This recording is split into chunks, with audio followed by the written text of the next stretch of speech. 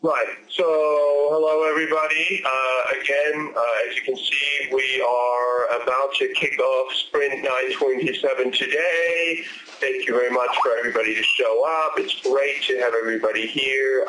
We're going to go through kind of what, again, guys, the usual kind of steps doing this sprint, or what we plan to be done anyway, and from there we'll go through the usual process items, do the time still work, all of that kind of stuff. So with that, I will hand it off to Rob as usual, and then he'll go through, and if I can actually decipher what he says, I will take notes. If not, then he will take notes himself. Anyway, with that, to Rob. Thanks, Simon. And so some of this, I think that we're gonna end up doing a bit of community. We've been making some more progress on the Crowbar 2 pieces, and then Adam, I'm hoping that you'll chime in with some things on your side for that. I know that one big item for this sprint was working on the digest auth pieces. And so we've made progress with that. I think there's still some challenges. So one of the changes we made was to allow calls to digest without going to another page. So in other words, if you, this is not any calls, these are REST API calls. So if you do a call that returns JSON, it's going to expect you to digest auth instead of using the devise auth. So we're still trying to work that out. That's essential for the APIs and the installs to work. We must be able to have those APIs work in that model. For those of you who missed it, we also outlined the ship ready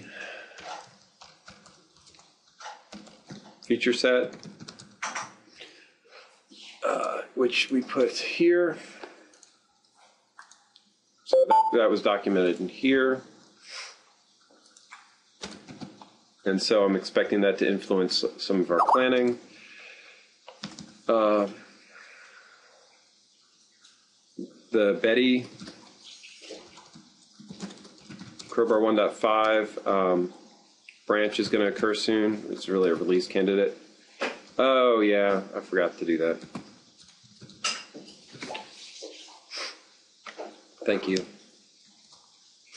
And I know we've been making some advances on the network model.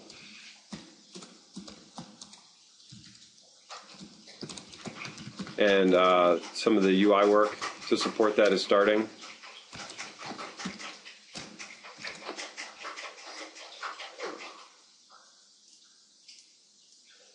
Oh, yeah, and I don't know if Greg took the poll, but actually the drag and drop on the node dashboard.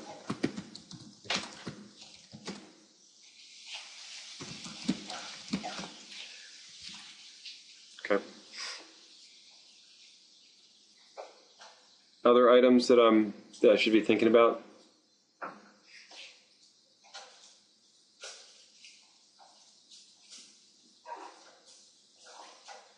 Andy, thank you. That's in the 1.5 branches. Did it get cross-ported to both? Please press any key to remain in conference.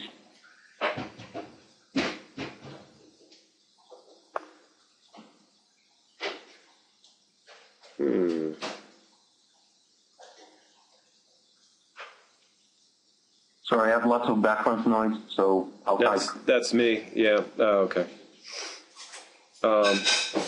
Andy, the typing's fine. Okay. So let's do this. Let's separate out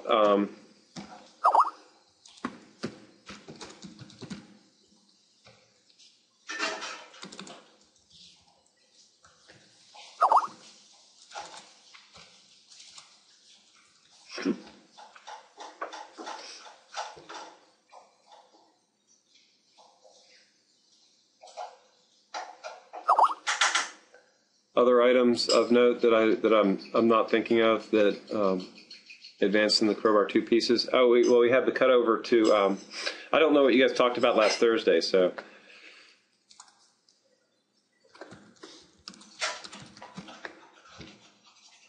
I know that's been going through. That was really 2 sprints ago. Has that been going okay? Are people all past whatever humps there were at this point?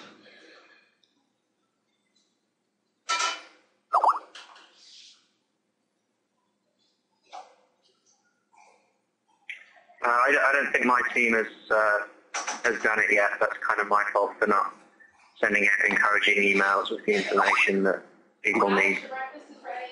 Okay. Do we need some time allocated on this to have? So we'll talk about this, Adam. I'll let you put that in or promote that if it's something. If we need, do we need to budget time to support your team coming up to speed on the dev tool? From your perspective, probably not. Okay.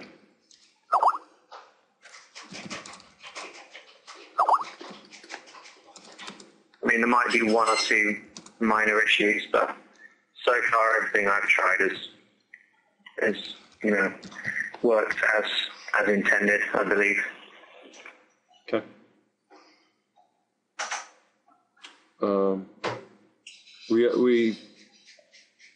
Greg, who's not on the call, that I can see, has been making some progress on the node bring up pieces.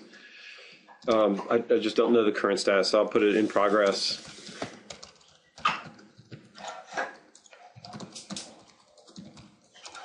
So one of the big things that Greg's been trying to do is go end to end on the whole node discovery and boot process. So a lot of those things have been making progress. Andy, there is at international dial-ins.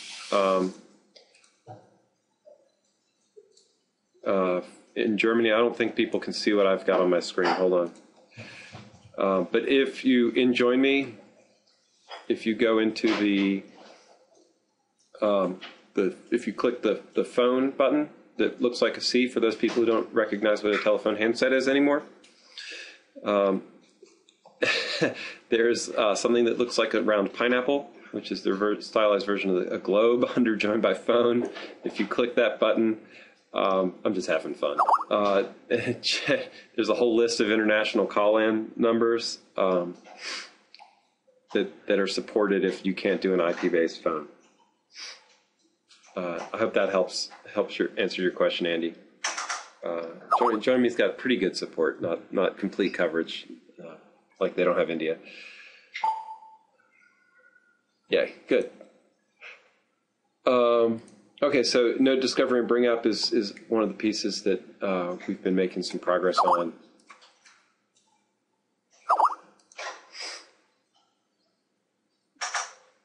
Okay. Any other items to report?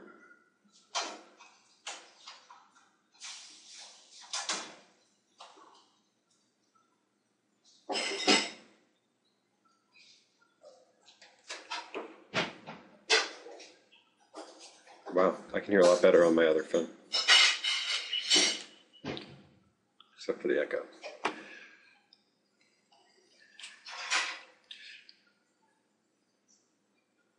Okay, so with that, I'm going to close review.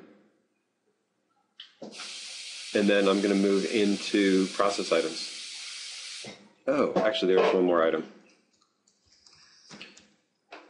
So we're starting the process of building up a public build server. So we have the funding to do it. We're looking to get our legal I's dotted, T's crossed. Sorry, the echo is making me talk in very mumbly sentences.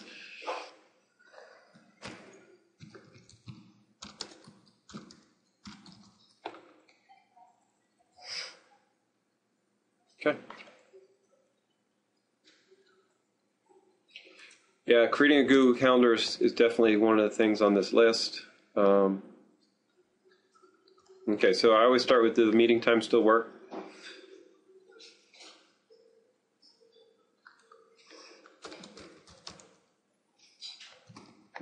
All right, I'm going to assume the silence is a yes for that.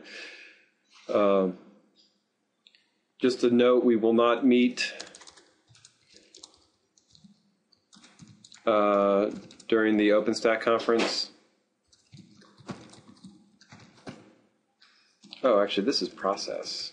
Sorry.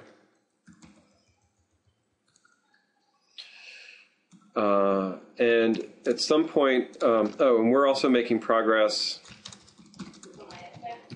on our IRC relay.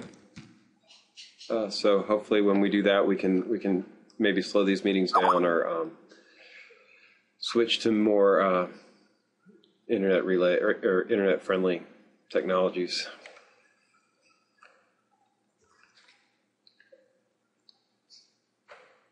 Okay. Simon, do you want to take on the Google Calendar, or do you want me to do it, or is somebody else interested in volunteering for that? I can deal with the Google Calendars thing. Okay. I'll set one up and send it out to the list for the meetings, basically. Thank you. Other process items?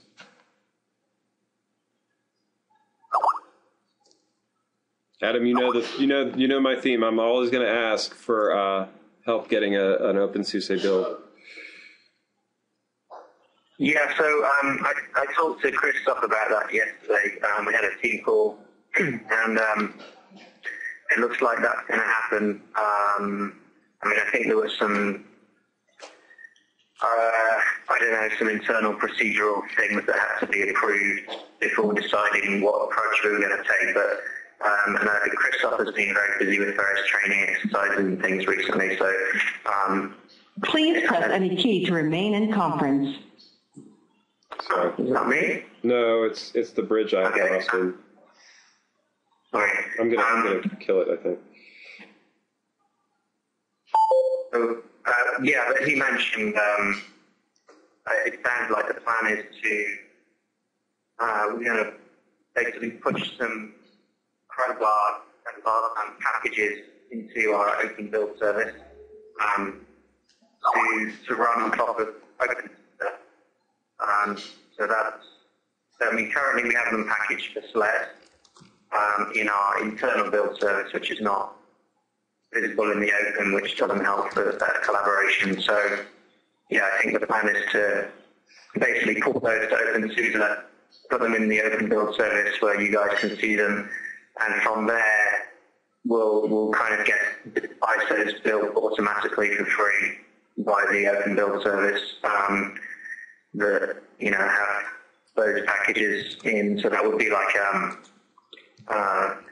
well, actually, I don't know whether we would need to build ISOs in that case via the build service, but it would at least give a kind of single repository that could then be added in on top of OpenSUSE, and then that would give us a convenient testing bed that's kind of open for anyone to help collaborate with via the build service.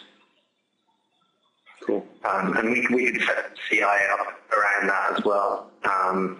That, for example, we could have a build service project that automatically tracks a particular Git branch over the Crowbar top level repository and the corresponding, bar plant repositories.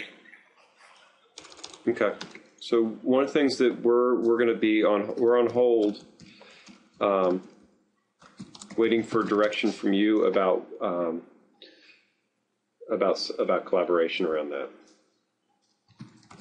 Yeah, I kind of repeatedly stressed that over the last few weeks. Okay. So I internally, so I think we're very aware of that and want to get it resolved as soon as possible. Right. At this point, nobody on my team is using SUSE as a base development environment, and I think that for collaboration that needs to change. Absolutely, yeah, yeah. Actually, it's one thing that we haven't really discussed there is, do you guys have a preference for whether that platform is OpenSUSE or SLES? We haven't had that conversation with what the trade-offs would be for us. I don't think there's a licensing concern on our side. Actually, I can answer that question. It's pretty simple. Actually, I'll do it provisionally because I know I'm going to circle back with our marketing people, so I'll answer it this way. Because our ultimate go-to-market, the commercial side of what we do is going to be on SLES. We're going to want our development to be on SLES for the most part, as a requirement. OpenSUSE, I think, is going to be important from a community perspective, but I know what we're going to test on. Yeah, and I think that's exactly our feeling as well.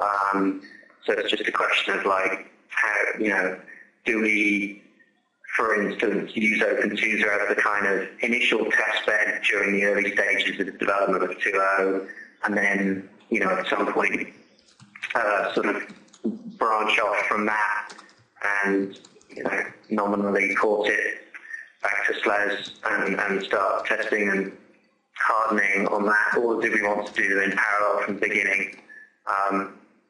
And, I know obviously there's concerns around, how much work it would take to do both in parallel, but at the same time, there's the trade-off of working with upstream OpenSUSE could, attract more community involvement, which is obviously a great thing. So I think those questions we haven't, to my knowledge, I haven't really talked to Christoph recently about this in depth, but I think that conversation is going to happen very, very soon. And I know that he and some of the other project managers internally are definitely talking about this stuff right now and trying to finalize how that's all going to look. Okay. I would definitely, from a community perspective, I think if we started on OpenSUSE, it would be more attractive as long as we had a path, knowing where the commercial QA effort is going to be focused. I like that. Exactly. I like that approach. But it's and I think that. Go ahead. That's going to kind of correspond to what's already happening in the OpenStack community with test builds on Fedora and Ubuntu that presumably is it's not going forwards for future releases. I guess a lot of the community work is not going to be exclusively on LTS or RHEL. It's going to be on the sort of more the upstream distributions that have more frequent release cycles. So I'm totally with you on that, and it's just a question of I think working out the details of like where our engineering effort can go, and what the workflows look like as a result in terms of where the spec files live. Where do we, if we find issues, do we fix them in the OpenSUSE project first, and then backport them to SLES, or how do all those processes look, and how does the CI setup correspond to that as well? So I think those are the details that we need to work out. But it would be good to have that conversation. That's maybe in one of these calls, or maybe is like a separate call specifically for that topic, because I think there's a lot of details that need to be ironed out there. And that's if you want, we could do it either way. Just ping me. It's certainly something where it's sort of a Dell SUSE heavy interaction, and we could just do a one-off call for that, or we could throw it as a design topic and just continue that process. I suspect there's enough material that we need to do both, so we can cover some things in a one-on-one, and then we can do some things in design. I do know that there is some time element for us because we are working on the public build server right now, and if we can collaborate on that, that will make things easier. Our plan is still to distribute ISOs for the time being, but we want to integrate and have both methods with the packaging models that SUSE has been putting out. We really like that. So we haven't reconciled that yet. That's part of a future design discussion, right? Which I don't have. Okay. Let me drop back to this. So for future topics, here we go.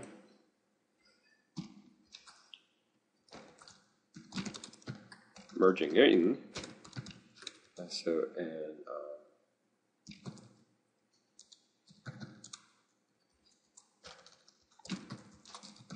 good. Okay.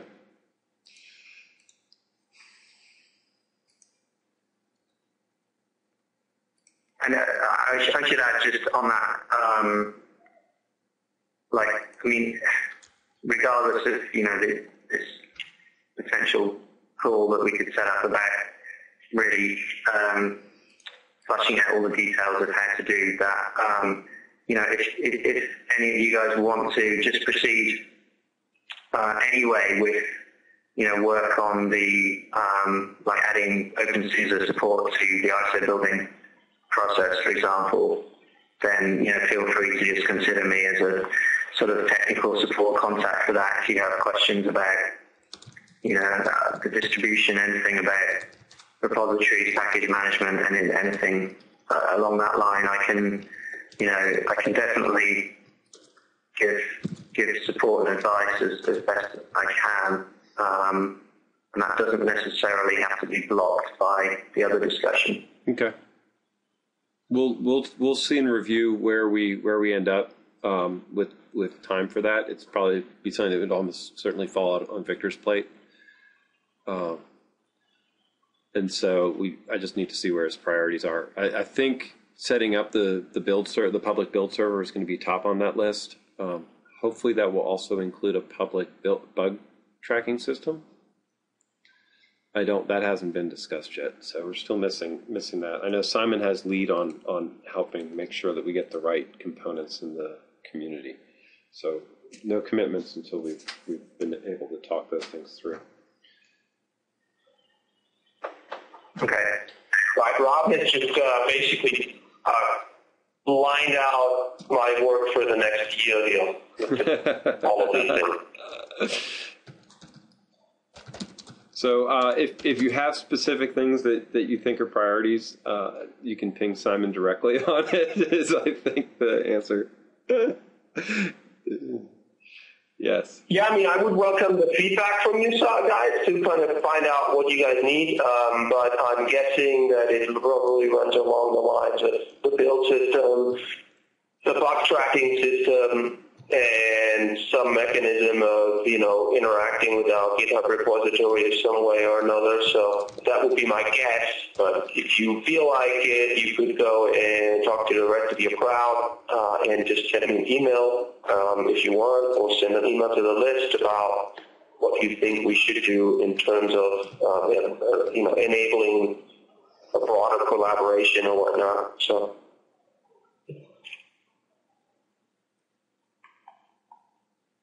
Excellent. Cool.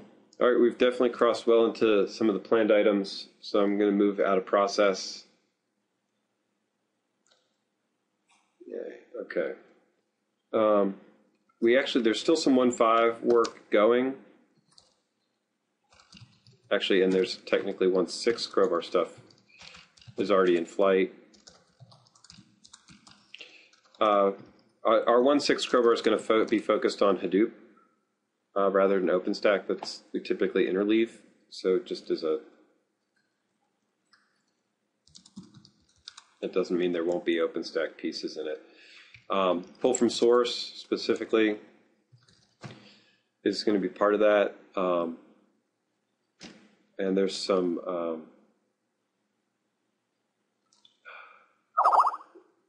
other features that are coming in. We're still trying to codify what those are. Pull from source is significant. From an OpenStack perspective, there's some Hadoop focused features that I'm not ready to post about yet. Although we need to, Simon, you probably need to help us figure out what we're going to talk about I mean, the commits are all public and people can see what's going on. We just need to make sure that our team is aligned on talking through what the code development, the focus code development areas are, so that we can talk about those things. So pull from sources specifically driving for Folsom and the OpenStack Summit. So Andy, who's on the call, is going to do a presentation about that at the OpenStack Summit. So we've been holding off on merging some of those changes until the 1.5 release.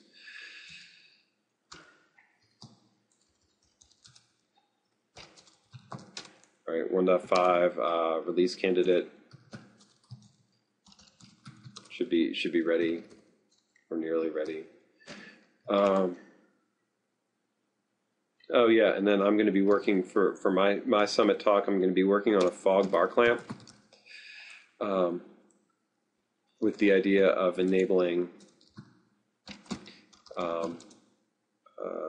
OpenStack discovery and control from the Crowbar UI. So I need I'm talking about fog and quantum, and so I wanted to do some work in fog, so I can do some proof of concept work against fog, and then the simplest place for me to render it is in Crowbar. So that's what I'm planning to do. So I'll be working on that in the next sprint cycle. So you'll see those are some things you'll see coming. If you're looking at 1.5, you'll see coming along on 1.5. For Crowbar 2.0, we got to finish the digest auth. Or REST API, REST auth. That should allow us to do a full cycle. Right now, if you do our normal install patterns, they're going to fail because the API's auth system is failing. So we want to be able to do a full bring up cycle without errors. It's always useful. CMDB integration is a priority for this.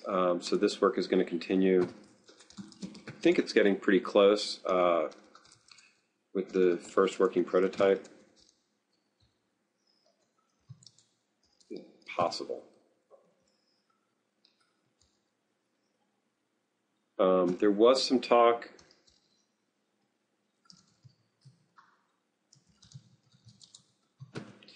about upgrading to the latest Chef,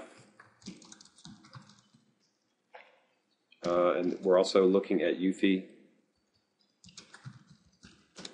So that code is in 2.0 to a large extent. It's a matter of enablement. It depends on whether or not build server and other things like that take precedence from a resource perspective. What else am I missing? Network.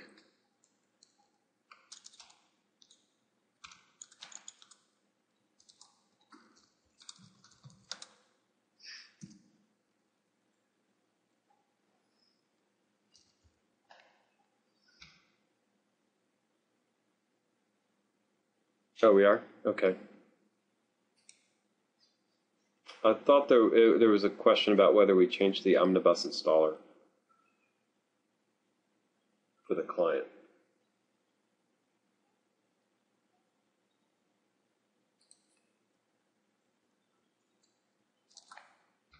We didn't change the installer, it's still using the old method.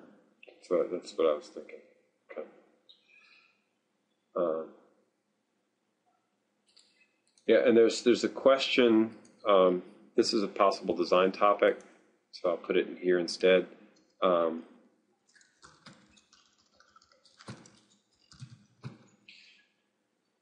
there's an install process bootstrapping question.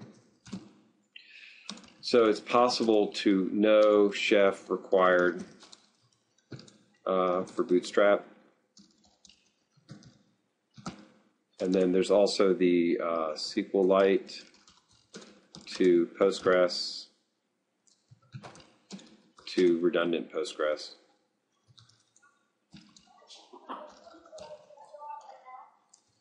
So one of the things that had been discussed was being able to bootstrap it with SQLite, then actually use the SQL bar clamp to migrate from SQLite to Postgres, and then use the redundant bar clamp, non-existent redundant bar clamp, to migrate to that. So we'd actually bootstrap using Crowbar. Which seems pretty cool to me. But that's a design discussion topic. So we have plenty of design discussion topics. Wow. All right, that's exciting.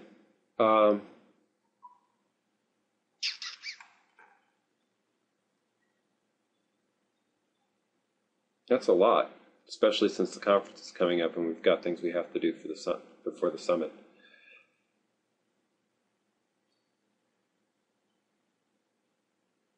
Network models continue to expand. I can discuss that a little bit more. I don't have the picture handy. Andy, do you know if we've published the picture of this anywhere? So the idea, Edmund, is that we're replacing all the mapping of the network.json into database models. So the main benefit would be that we're creating a lot less. We're requiring a lot less of the network to be predefined at the time that Crowbar is installed, and letting people modify and add networking constructs later on as things evolve. So,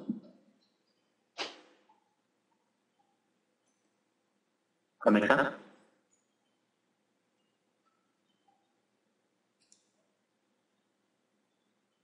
So.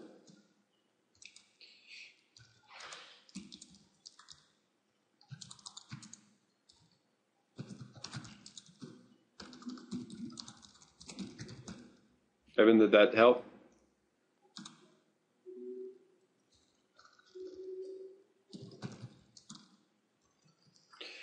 So one of the things to watch with this is the work is in the network bar clamp.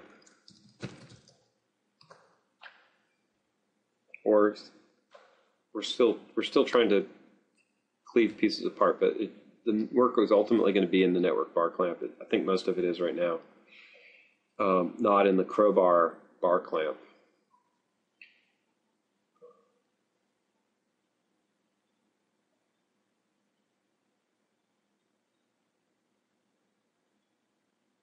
Okay. Adam, is there anything that you want to add, put on our radar for this coming sprint? I don't think so. Okay.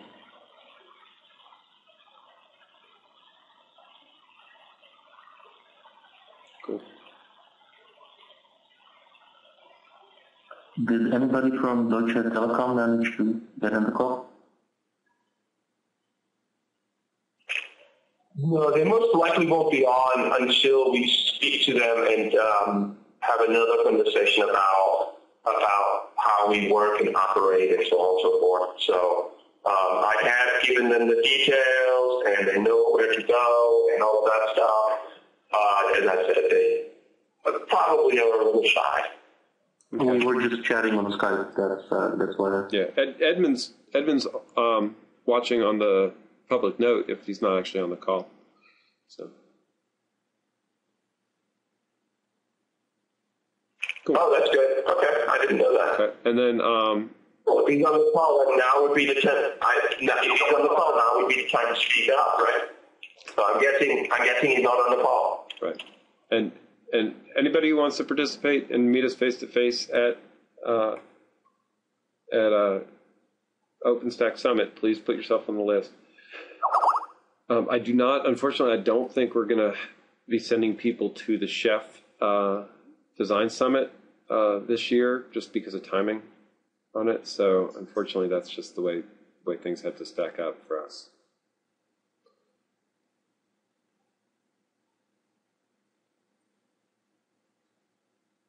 So Edmund sent out a link to a blog post describing some of the fun they've had with Crowbar setting up a 100-node cluster with Swift and Nova.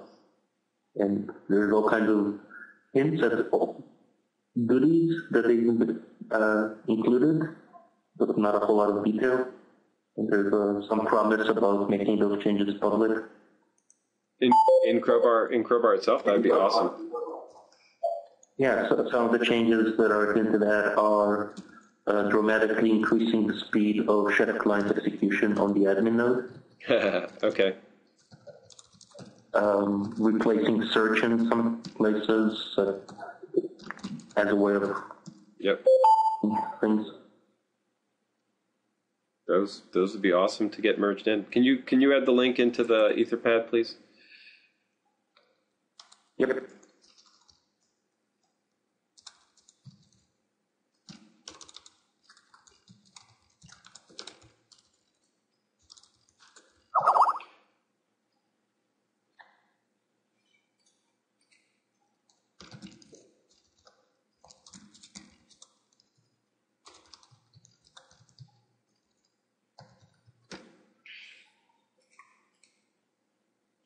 Perfect. Excellent. Thank you. All right. Without any other topics, whoops, Andy dropped it just a little below where I thought you would.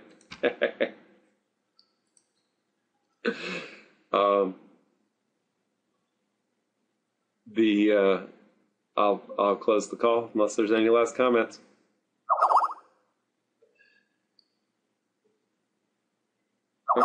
All right, everybody. I appreciate you taking. Yeah, go ahead. Wait a second. That's fine. No, Adam just dropped the call and he's trying to get back. Okay. No, I got back on. Oh, okay, never mind. Okay. Everything is recorded, so if you missed a piece, I'll post it. I think I finally got the recording technologies lined up so they're working, but I say that all the time and then it doesn't. So we'll find out at the end of the day. Yeah, my backup recording didn't go. So we'll see. All right, without any other call for topics, I'm going to close.